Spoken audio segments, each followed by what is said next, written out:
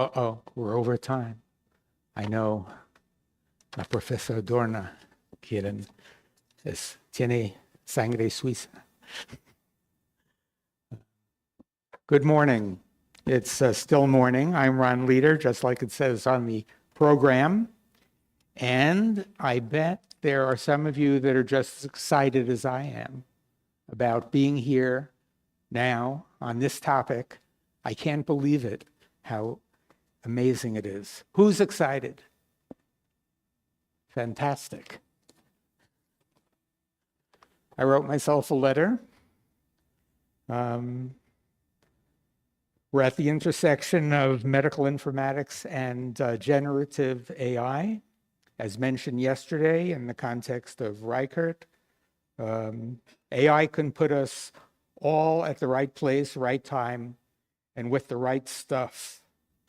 AI can develop and produce the technology to do amazing things.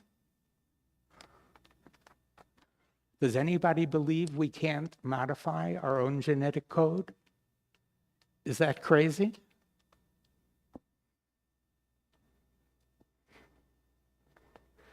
And AI is very attractive also. I'm going to be competing with your mobile phones. I know it. And my test is to try to keep you looking at me instead of glancing down at that screen. I want to welcome all the viewers in online in Cloudland. I realize you're watching. I hope it's a good show, worth your time.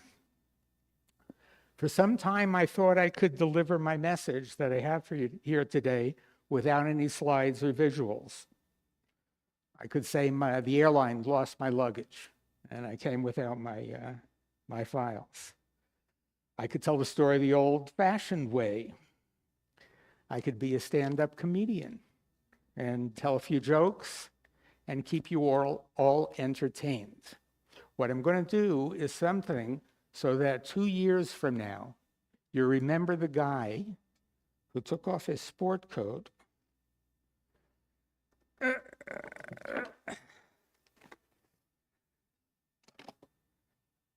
and put on his magic coat. Now, I know none of you have ever seen this before in a setting like this. So now I'm going to have the good luck that I need, because this is the first time I'm giving this talk. I've told the story 100 times, but never in this setting. I'm not working on the frontiers of AI or medical informatics, although I know a lot about it. So I was able to identify leaders in the field that I'm going to tell you about. And that's a big part of my message to you. I'm retired from more than one scientific career, and now I'm working at UNAM in robotics using AI and medical informatics, not too far from here in the Facultad de Ingeniería. And I've been using consumer-grade AI for about the last 6 months, and I can't believe it. In the traditional way, I don't read books anymore. I let the robot read it in a flash, and then I ask it the important questions to know, what, why, and how it's important. I feel that I have a glimpse of where we are in the roadmap and timeline. That's the same as the roadmap of the intersection of medical records and AI. And I've identified some leaders, which I'll tell you about. I can't forget to thank the organizers. Jessica's not here. Maybe she's online. How much I'm thankful for this opportunity to put it all together. If you want to learn about something, a good way to do it is to write a book. Next best thing is to give a talk. And that's what happened to me. So I learned a lot preparing this for you. Before I go any further, I have to tell you that for the past 26 years, I have to show off my coat, right, to the viewers in cloud. I didn't open the pockets in this jacket. So I'll do the next best thing. I've had pretty good medical attention here in Mexico compared to my experiences in the US. Of course, if you require a special procedure, there might be other places you want to go. I can tell you about one place in Birmingham, Alabama called Hudson Alpha. No matter what your inborn error of genetic metabolism is, they'll fix it for you. They'll identify it, and they might be able to fix it, and it won't cost $4 million. But it's possible, and they've done it. In medicine, there's a diagnosis and treatment, and the rest of the stuff that's not too quantitative. It's an art and a science, and the intersection of medical records and AI can benefit both. I've been lucky to avoid any chronic diseases, but there are times when you have to be your own advocate. And having AI and medical records at your disposal could be helpful.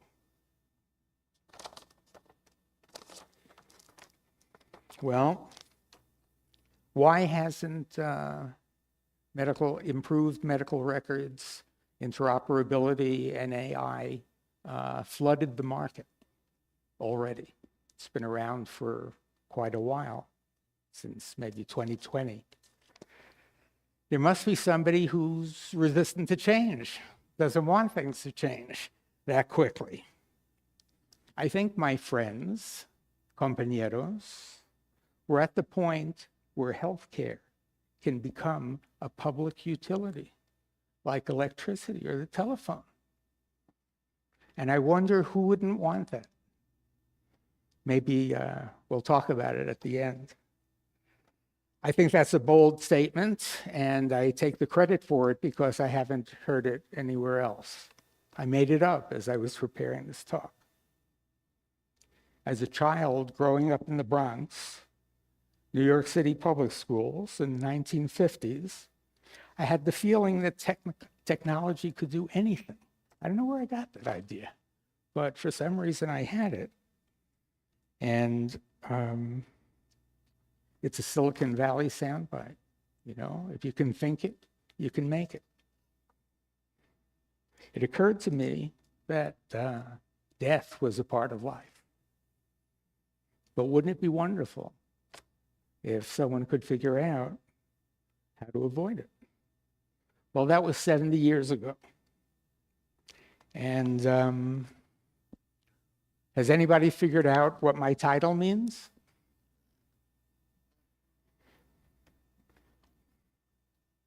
Concession to the shortness of life. It's not so much about one of the first AI programs, which was a rule-based system, a trifle compared to what we have today, but it's really about my sin. And my sin is that I believe that in my lifetime, people are not going to have to die as often as they do now. Let's see.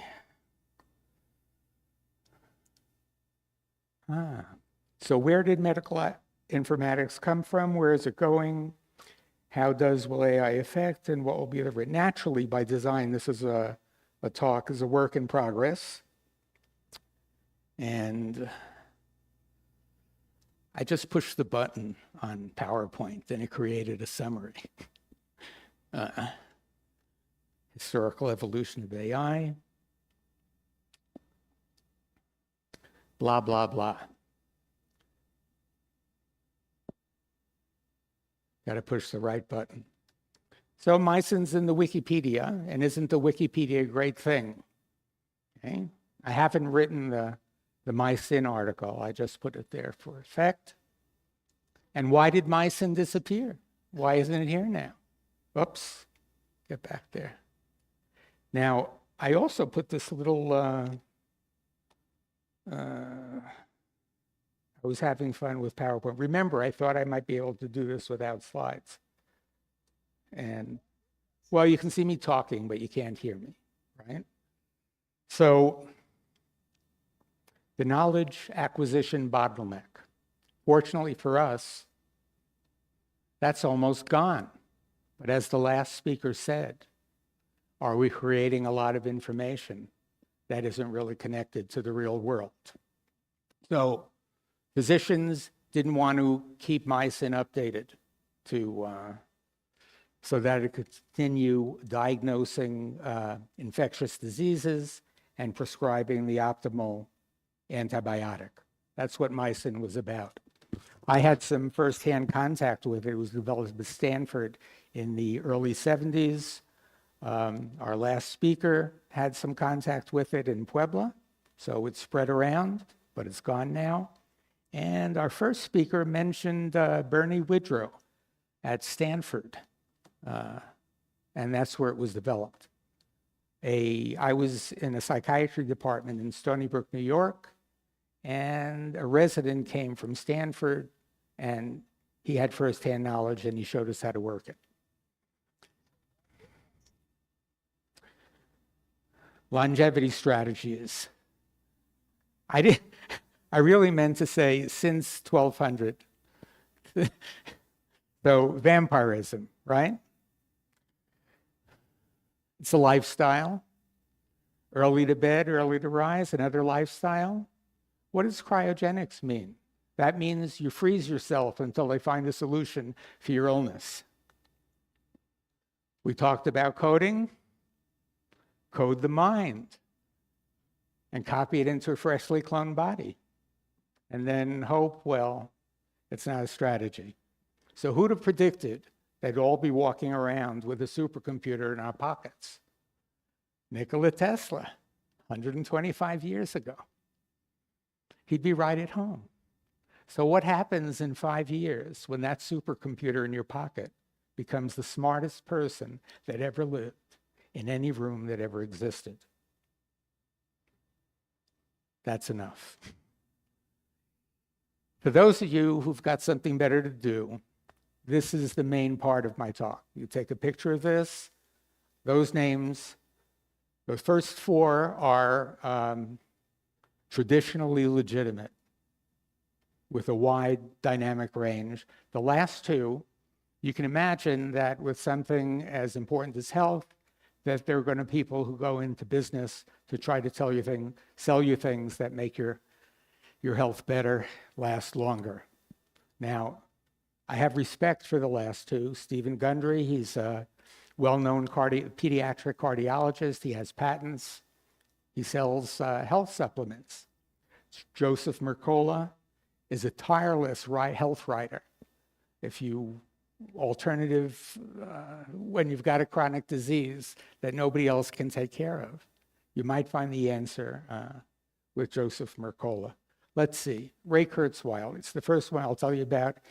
He's considered an exponential, and I better speed up, otherwise we're not going to have time for this. Although I did notice that since I'm the last speaker, we might be able to stay over time. Okay, so his book, who's heard of the book, The Singularity is Nearer? One person. So you know what that singularity is. And what is the singularity?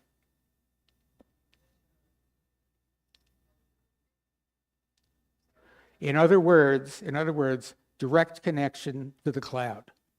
Brain to cloud, no tapping, no scrolling. The year 2032, that's 7 years from now. Eric Topol, he's an award-winning cardiologist, director of a research institute at the Scripps Clinic in California, was a cardiologist at the Cleveland Clinic in Cleveland, did the right thing in a drug study, and that catapulted him to his career in Scripps in California. Terry Sejnowski, an award-winning neuroscientist, focused on learning right now. That includes machine learning and all types of learning. And in the process of writing this talk, I didn't know about Venti Ramakrishnan, Nobel Prize winning molecular biologist. His recent book is Why We Die. If he knows why we die, he might be able to write a book, How Can We Stop Dying? So now, that was my introduction, okay? Anybody who wants to can leave because you have the names. You can look it up. All you need these days is a link, and you can become quite knowledgeable in 20 minutes. It wasn't like that in my day. I went to the library. So let me, in order to show you the video, which is going to give you an historical perspective on computers, I have to do a little running around here. Let's see if I can do it. This is because I don't know how to work PowerPoint to a reasonable level. And I will get there, though. I'll stop my presentation. I thought I left this open. I have to get to here. I should be telling jokes in the meantime. I will get it. There I am. Okay, see that folder video? And the introduction to this talk by Dan Geisler, it's 4 minutes. I could speed it up a little bit and make it 2, compress it. In 1956, he entered MIT, and they knew about computers, but they didn't have any. And he's going to tell you about his experience getting the first computer after he was a professor at the University of Wisconsin in Madison. So here's the magic. Hello, my name is Daniel Geisler. I'm an emeritus professor here at the University of Wisconsin in Madison. I'd like to share with you some of my memories of the early use of computers in neuroscience. In 1956, I joined the Communication Biophysics Laboratory of MIT as a graduate student. Initially, I worked with several scientists who were measuring average responses in the human EEG evoked by sound stimuli. Is that too fast? The analysis process, which used analog electronic equipment, was exceedingly clumsy and slow. It was performed offline on tape data by a device that took dozens of minutes to calculate a single average response. Progress was very slow. At the time, we did not have access to a digital computer. Although they did exist, they were few in number and made of vacuum tubes.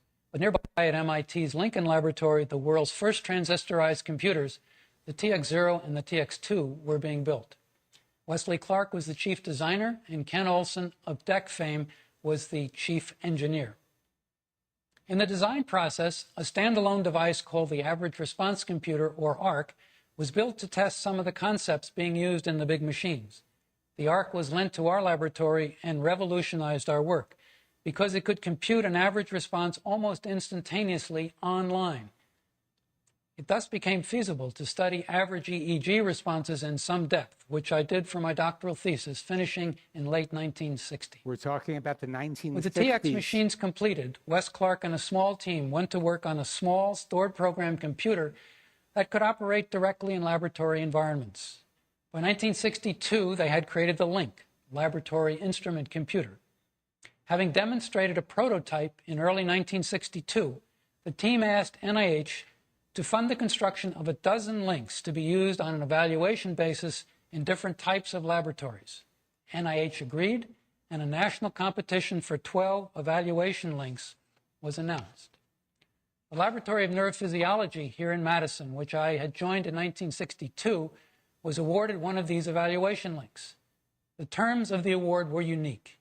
We had to build our own computer.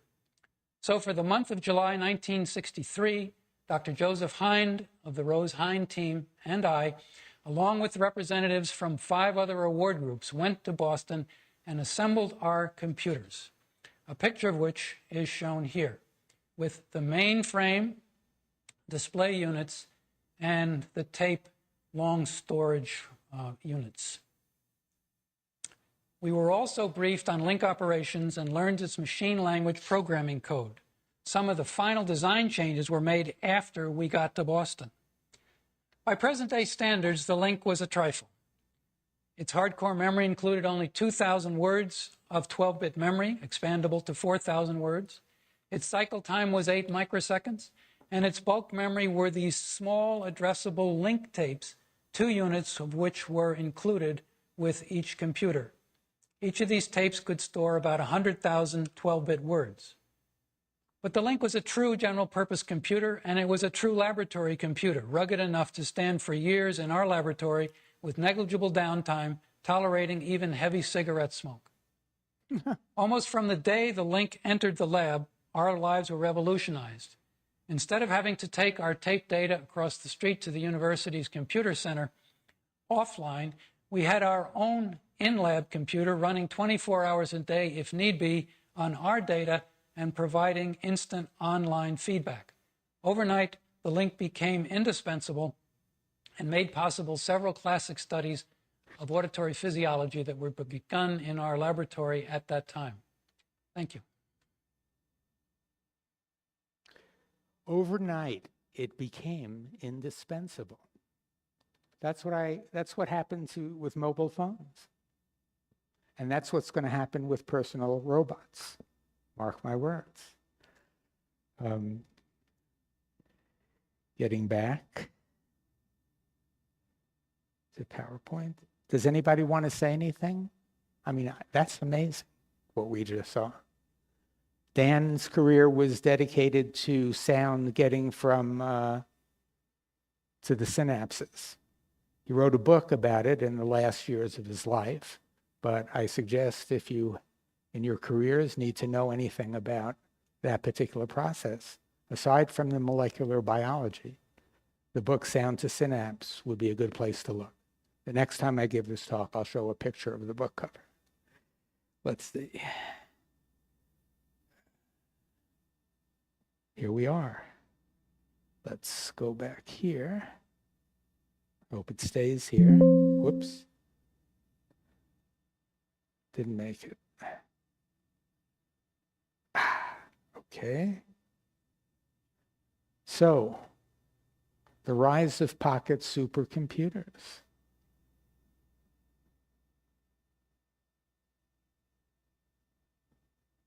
Remember, the smartest person in the world that ever lived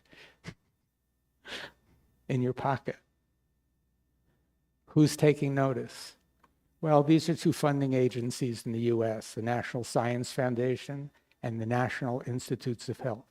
While I was preparing this talk, I received an announcement, a funding announcement. Smart health and biomedical research in the era of artificial intelligence and advanced data science. That's another name for medical informatics, right? Could be. Okay, full proposal deadline. We've still got over 30 days. A lot could happen in 30 days. This program is pretty big, $20 million. Each project will get $3 to $5 million over 4 years. $20 million. Just to save you from doing some mental arithmetic, the U.S. defense budget is $870 billion for this year. That's 43,500 times more than we're spending on something as important as this.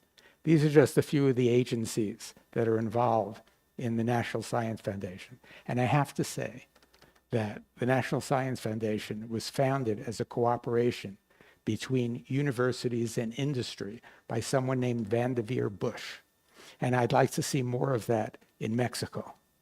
More university industry cooperation, as well as inter-university cooperations. NSF has limited budget. They're reliable. NIH, there are 40 institutes, offices, and special programs.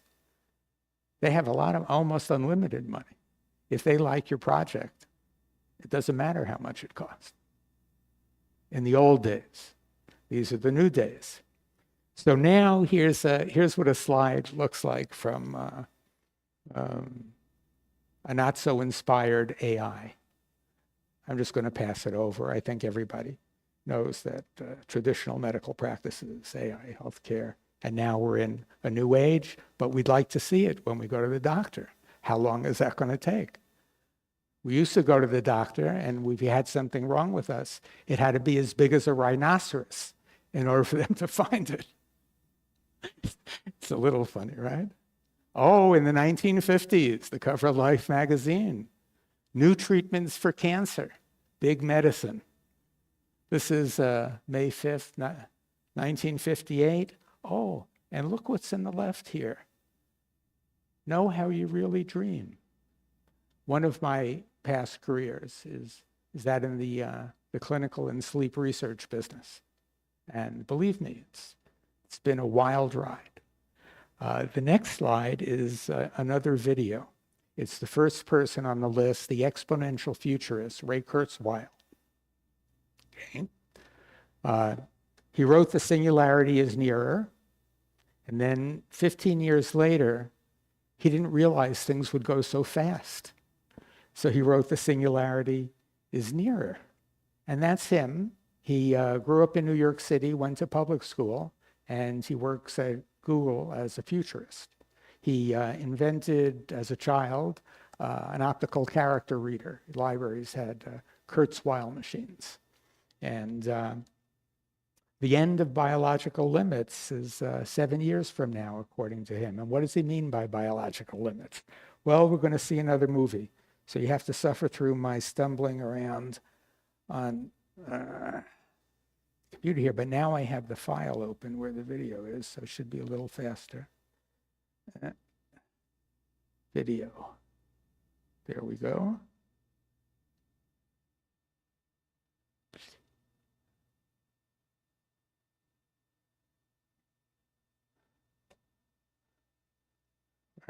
Let's see. There's been a misunderstanding.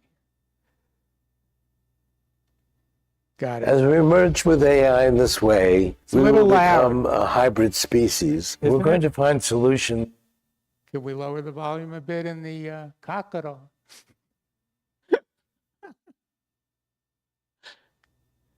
Uh-oh. No, I don't want to do that. Okay. So I'll try it again. I think, To diseases and aging. Around 2032, people who are diligent with their health are going to reach what we call longevity escape velocity. We'll be free to live life without limits. Our intelligence won't be limited by the small That's good. size of our skulls, good. and ultimately no, déjalo, por favor. No.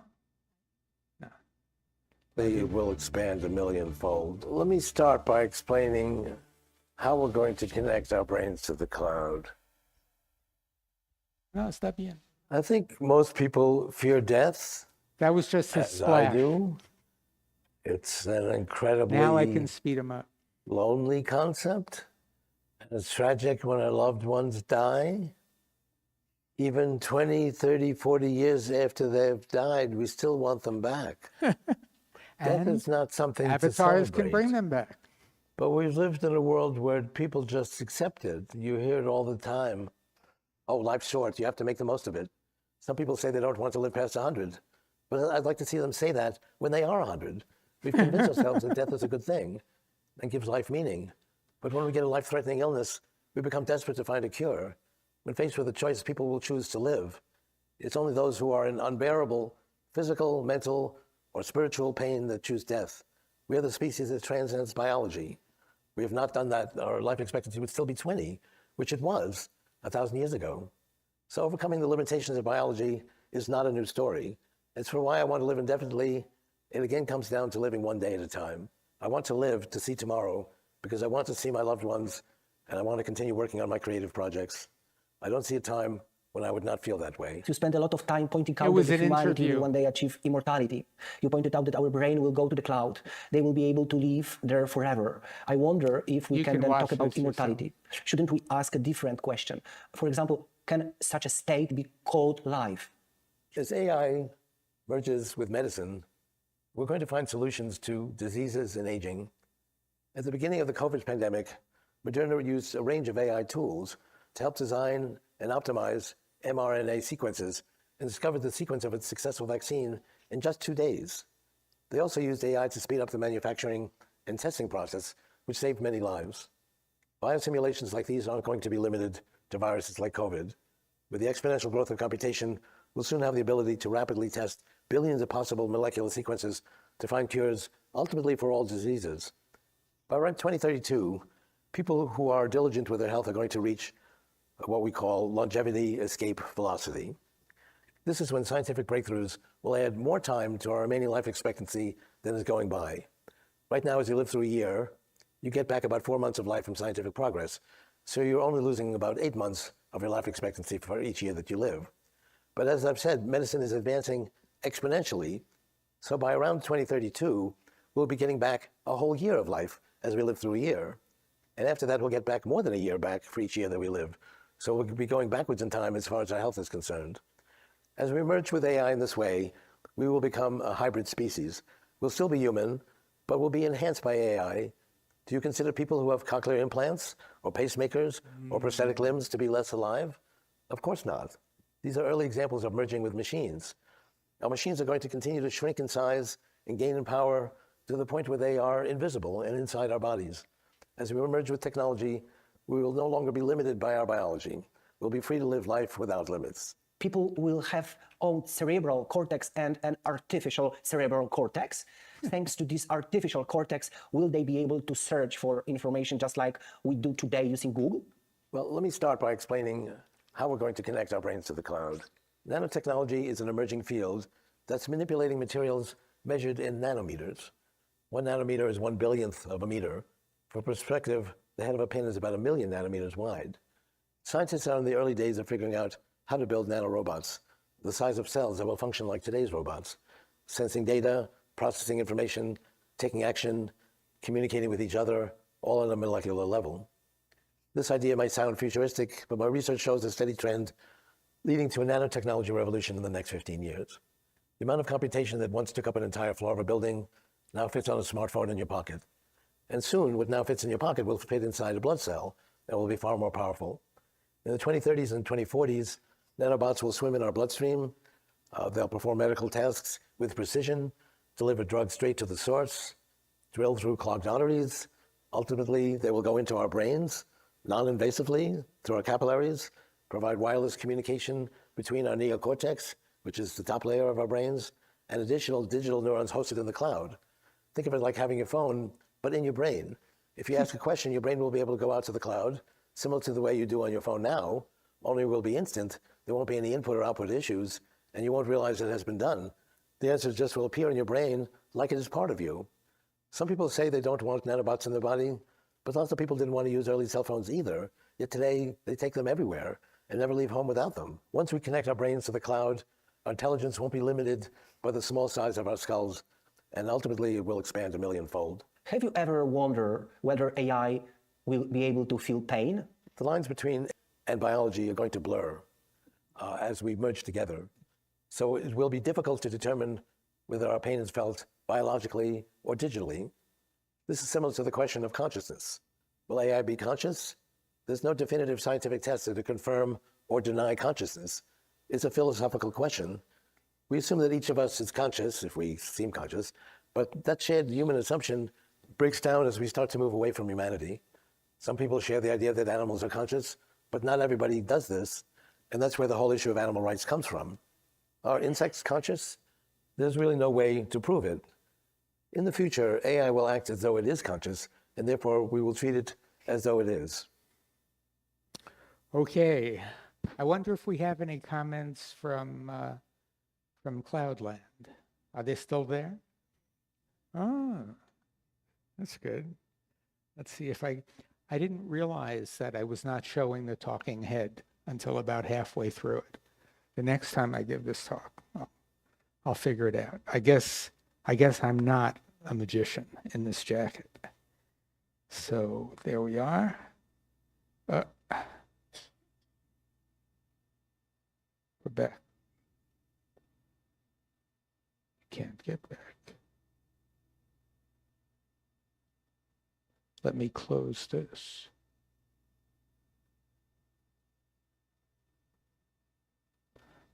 I must have pressed the button by mistake. There we are. I see something different. Look at that.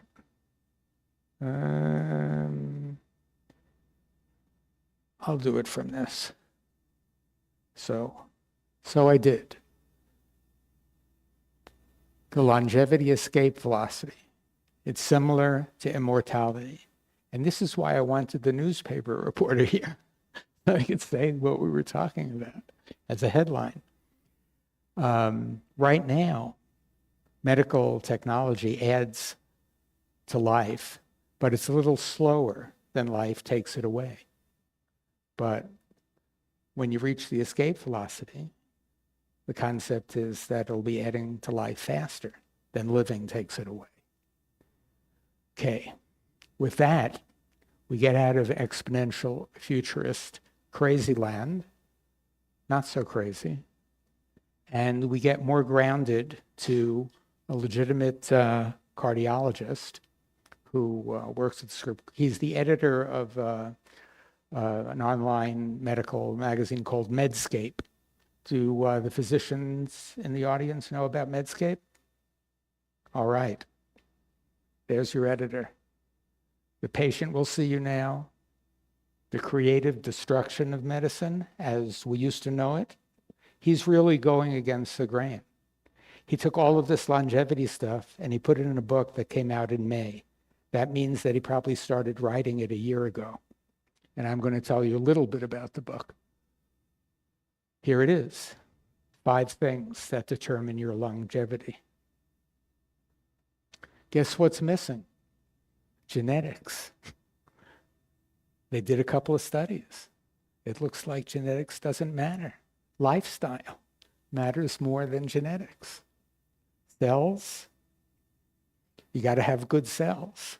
Each of you have about 37 trillion cells right now. You're dying right here. The cells are dying and getting replaced. Omics, the level of information within the cells, and there's a lot of it. One that's very important is the microbiome of your gut. It explains why there are anomalies. He's gone. Okay, and drugs and vaccines, monoclonal antibody drugs. There's one for osteoporosis, and there's one for cardiovascular disease. We could get them today. They reverse cardiovascular disease. Okay, and finally AI, which is why we're here. Okay, now why am I qualified to tell you about Eric Topol? Because there he is as a child in Cleveland, and that's my Argentine cousin. When he heard, he said, "Oh, I have this picture. Why don't I send it to you?" And you can see that Eric, he's a regular guy, whereas he's had his own health problems. And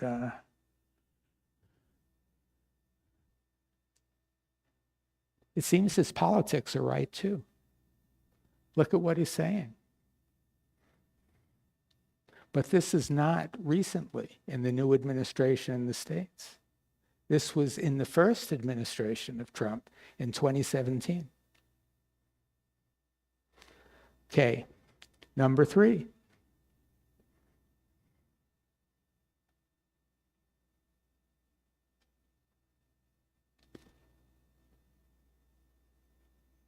Who's heard of Terry Sejnowski before? Okay, you're going to hear about him later. You can find out whatever you need to know about him with his name. He's also at the Scripps Clinic, and California is very heavy with neuroscientists. He is involved in a learning project, which is a Coursera course called Learning How to Learn. And they've just recently done a second course, which is a takeoff on that theme, involved in, perhaps you've heard of the book Thinking Fast and Slow. You have, okay. Well, it uses that concept to describe behavior in the age of social networking. It's a 9-hour course. You could take it for free if you don't want a certificate, and I recommend it. It's one of the things you'll be happy you came to this talk about.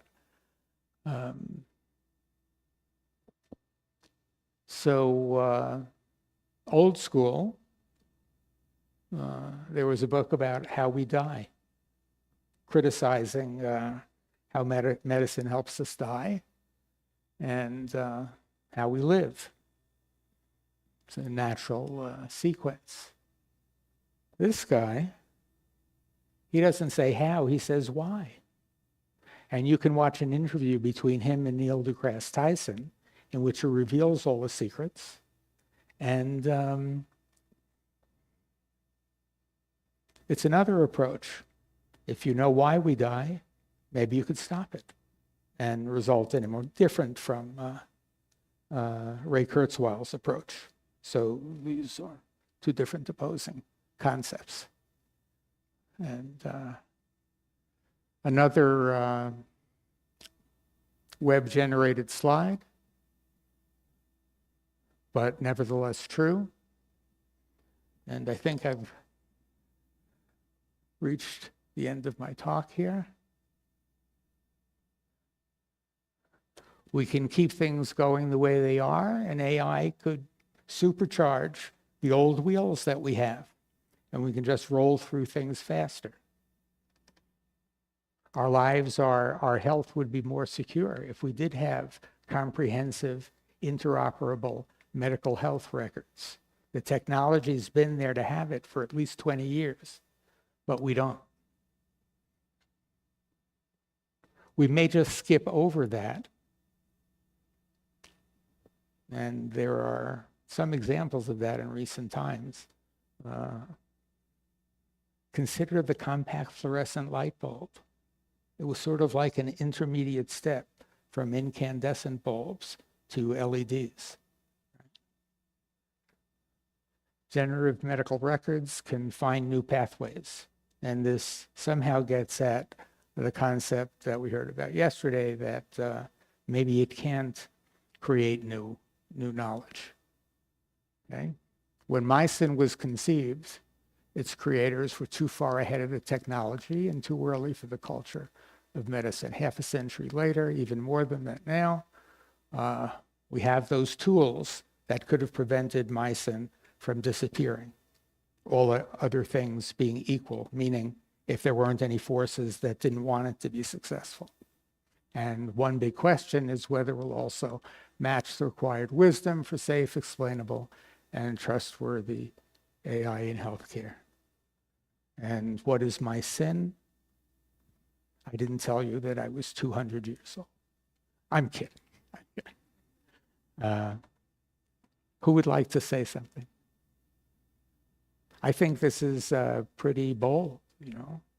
Healthcare as a public utility. Exceeded longevity in 7 years. A direct interface to the cloud from nanotechnology, hybridized with your cells. There's a lot to who knew about Ray Kurzweil's? Somebody said they read the singularity is near. Oh, he's gone. Okay. Well, are you still excited? More excited than before, or less excited? Are you going to do anything tonight about this? Right away?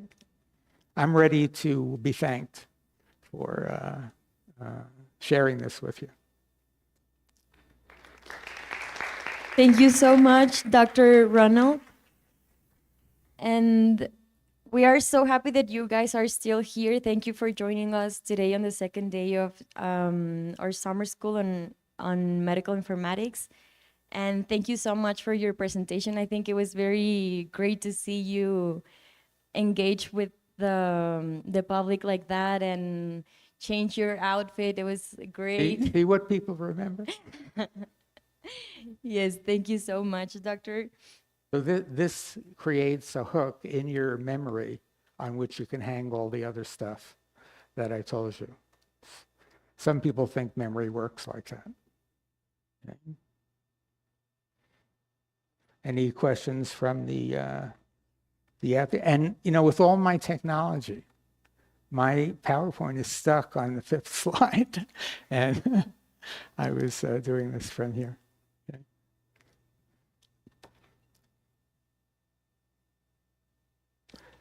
Maybe I can. It's not a finite math. I have to go all the way back to get to the beginning, but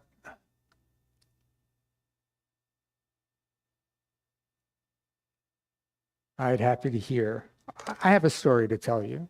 Go ahead. There's a question. All of the AI large language models that I used promised me that they were going to create a slide deck for me automatically. You know, and I went one step. I gave them access to a folder, my G drive. And then at the end they said, oh, snap, I can't do it. But, and this is the bonus for staying till the end, I'll tell you in a moment how I think it's possible to do it. Have any of you automatically created a slide deck? You have? No. No, it's possible. Okay, go ahead. Well, thanks. A couple of months ago, I was watching a movie. It's called The Creator. The creator. And there was, after that, I had a kind of conversation with my classmates. And we started debating about the main subject of the movie. It's about whether in the future the technology is going to be so advanced that it's going to be really hard. It's been quite a time since we passed the Turing test on the machines. So Which machine? The Turing test. Oh yeah. Oh yeah, that happened 20 years ago. Yeah, so we were asking, or we were thinking, how far away are we from really wondering if we are going to be able to distinguish between like something be alive, but it's made of steel, or it's something that it's completely an algorithm. So we were asking that question, and I want to ask you. We're deathly afraid of that. Yeah, are we gonna be somewhat near in the near future asking ourselves, if I disconnect this AI system, I'm killing it? Stanley Or- Kubrick told us about it in A Space Odyssey, right? How? Oh, Yeah, so, Don't pull so that what plug. would you do? Yeah. What do you think about that? Yeah. well, my speculation, I'm optimistic. I was a 6-year-old kid. I was thinking that what I do in my life is dedicated to immortality.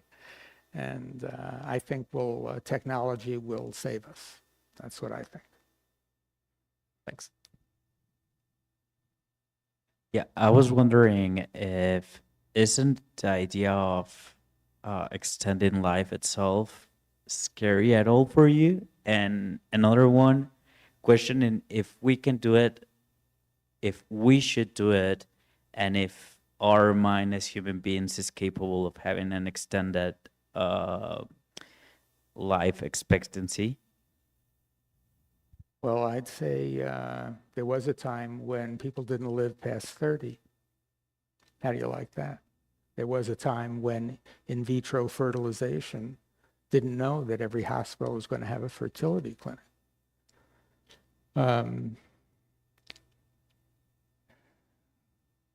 We think in terms of lifespan, right? And if you have that concept, you will be afraid of getting old. We see what old people are like these days. But with the technology, we can think of in terms of health span and live long. I want to, what is that expression? I want to die young. I want to live long, but die young, right? You get the idea. So Eric Topol is really dedicating, I guess for him it's a race against time. He's older than I am. He talks about not the elderly. He talks about the welderly and the elderly. And it's not genetics.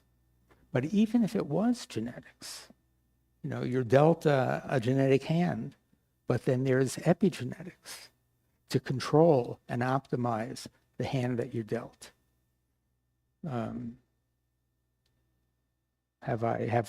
Would you like to say something I in would like- response to that? Yeah, a follow up. Thinking of If I stand over here, I don't get the projector in my eye. okay. Thinking about mental health issues specifically. Oh. Thinking about how they can develop or arise even Well, more. are you mentioning the D word, dementia, or are you talking about other types of mental health? Well, in But general, dementia as is like a whole. problem with the hardware. Yeah, exactly. But thinking more into depression, anxiety, several consequences with mental health issues that may arrive with a longer lifespan, and again thinking of is it worth it? Mathematics says it's the oldest subject. The logic is impeccable, right? It's fooled you. It's the lie that helps you see the truth. Logic,